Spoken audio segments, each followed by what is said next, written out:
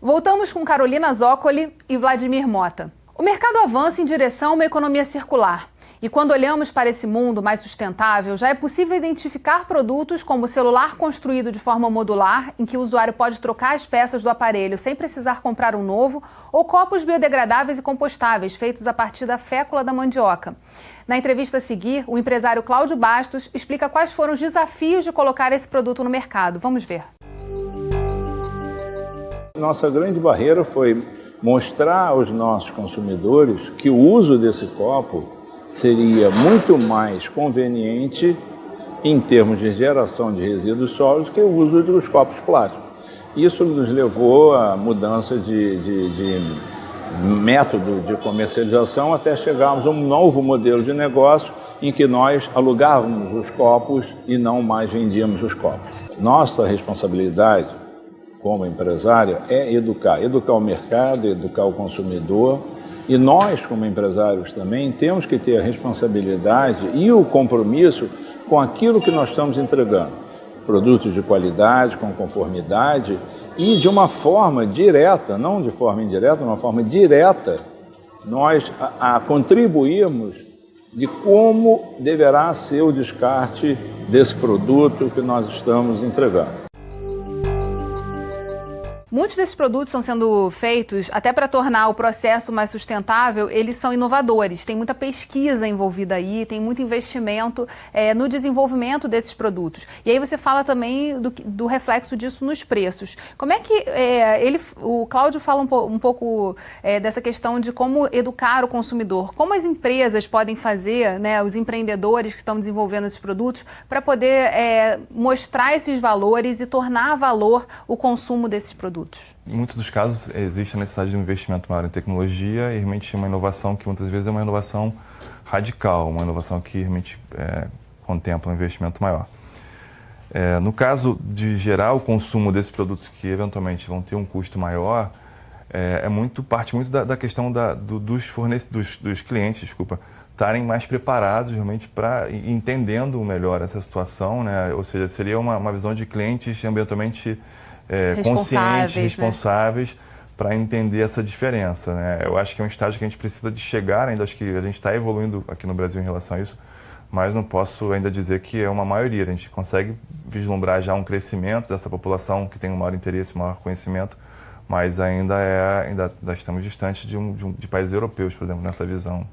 E nessa questão do papel da academia nesse processo, né? A gente fez um evento recentemente na Câmara Setorial de Desenvolvimento Sustentável para falar desse tema no fórum e foi muito interessante o interesse despertado em mestrandos e doutorandos. Então esse é um tema que está sendo desenvolvido e estudado na academia. Qual o papel da academia nesse processo também de mudança de modelo e de paradigma?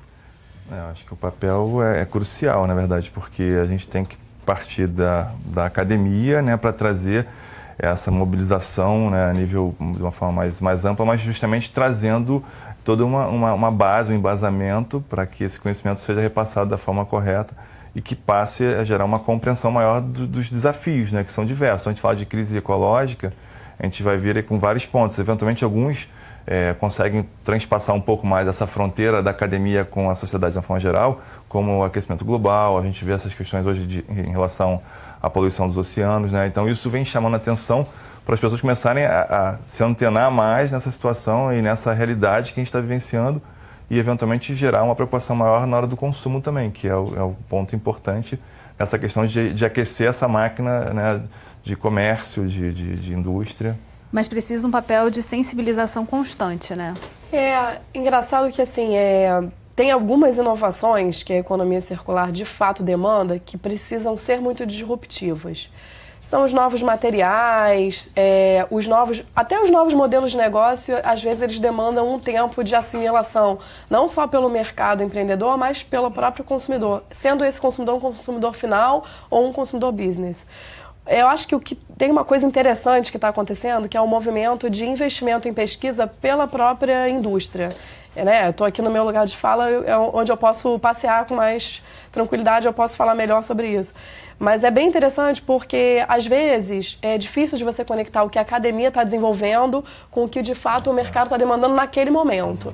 E existem alguns editais que estão sendo capitaneados por empresas de grande porte, onde a empresa diz o seguinte, olha, eu cheguei aqui num ponto de inflexão onde meu consumidor está me demandando isso aqui, por exemplo, um material retornável ou um material de maior durabilidade, e eu não estou conseguindo encontrar a solução. Então, ele convoca startups, pequenos empreendedores para desenvolver a solução para aquele problema que está acontecendo naquele momento. E aí, a gente vem observando um crescente de soluções inovadoras prontas para entrar no mercado, com aquele financiamento ali garantido. E aí é muito virtuoso, porque a gente tem visto exemplos bastante interessantes, principalmente com relação a resíduos, que têm trazido bons resultados. Aqui no estado, inclusive, do Rio de Janeiro. Isso é bem importante, porque a gente, na verdade, a nível de país, a gente tem a característica de não ter esse investimento tão forte, né, em desenvolvimento, em tecnologia. E a gente trabalha muito normalmente com processo, a gente faz melhoria de processos que você não necessita, nesses casos, de uma inovação radical, uma inovação incremental. Mas é importante realmente mencionar essa questão que as indústrias começam a investir, né, através de editais e tudo mais, para poder gerar essa movimentação. Em termos de governo, a gente vai dar uma mergulhada nisso no próximo bloco, mas só para começar a conversar é o aquecimento.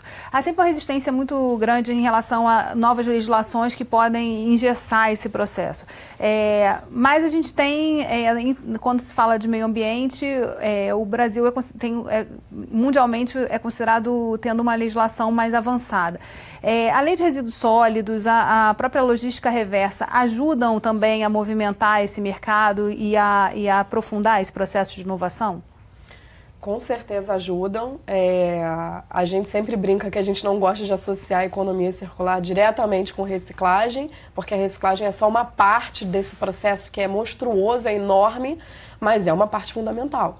Então, se hoje você vê uma movimentação com relação à logística reversa, então todos os atores com as suas responsabilidades, né, desde o fabricante da matéria-prima até o consumidor final, né, os titulares de serviços públicos de manejo de resíduos, todos eles com as suas responsabilidades, tendo que prestar contas dos que estão fazendo de diferente, você movimenta esse mercado, você traz ações. As ações têm que acontecer, e elas têm que acontecer agora, porque elas estão previstas na legislação. Então, sim, a resposta à tua pergunta é sim, com certeza. A questão da reciclagem, da logística reversa, impulsiona assim, a virada de chave da economia circular. Outro ponto importante dentro da política nacional de resíduos sólidos é a questão da avaliação do ciclo de vida, que também é mencionada. Realmente é importante se pensar no ciclo como um todo, né? Porque se a gente for pegar historicamente, no passado, a preocupação era o end of pipe, né? Na verdade, aquela questão de você podia poluir, mas tinha na chaminé um filtro que ia diminuir, né, restringir essas emissões. E agora a visão tem que ser no ciclo como um todo, desde o início da extração, onde quer que tenha sido feita, né, a produção, o consumo e o descarte. Então isso a própria lei já contempla também, é importante, né, além de contemplar a logística reversa também. A gente vai fazer um rápido intervalo e voltamos já. Rio em Foco aqui, política e economia caminham juntas.